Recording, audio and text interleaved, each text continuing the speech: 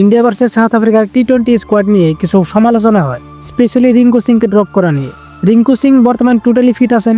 এখানে রিঙ্কু সিং সেপ্টেম্বর মাসে প্র্যাকটিস করতে গিয়ে হাতে একটা হালকা চোট পেয়েছিল, বাট পরে নিশ্চিত করা হয় যে চোটটা মেজর নয়, ছোটখাটো, তাই তিনি সম্পূর্ণ ফিট বলে দাবি করেন। কিন্তু তারপরেও হঠাৎ দল থেকে বাদ। বিসিসিআই সিলেক্টরদের এখন কি বা চিন্তা ভাবনা যে কেন বাদ রেখেছে রিঙ্কু সিংকে, এটা নিয়ে এক ইউজারে তার কথা তুলে ধরেন যে আজিত আগারকার এবং গৌতম গম্ভীর রিঙ্কু সিং এর টি-20 ক্যারিয়ার শেষ করে দিচ্ছে। এটি ভারতের ক্রিকেটের কোচিং ও টিম সিলেকশনের অন্যতম খারাপ সময়। কোচ ও সিলেক্টরদের ফেভারিটিজমে টি-20 দলের ভারসাম্য নষ্ট করছে এবং এটা স্পষ্ট দেখা যাচ্ছে যে যোগ্য খেলোয়াড়রা দলের সুযোগ পাচ্ছে না, অথচ অযোগ্যরা নিশ্চিত জায়গা পেয়ে যাচ্ছে।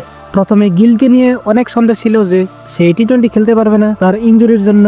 পরে স্কোয়াডে নাম আসে ঠিকই, কিন্তু এখানে দেখেন শুভমান গিলের নামের উপর একটা স্টার চিহ্ন আছে, সে একদমই এখনো নিশ্চিত নয় যে খেলায় নামবে, বাট স্কোয়াডে নাম রেখেছে খেলার চান্স বেশি। তো স্কোয়াডটা দেখি একবার। সূর্যকুমার যাদব ক্যাপ্টেন, শুভমান গিল, অভিষেক শর্মা, তিলক বর্মা, হার্দিক পান্ডিয়া, শিবম দুবে, আকসার প্যাটেল, জিতেশ শর্মা, সঞ্জু স্যামসন, বুমরা, বরুণ চক্রবর্তী, আর্শদীপ সিং, কুলদীপ যাদব, হর্ষিত রানা এবং ওয়াশিংটন সুন্দর।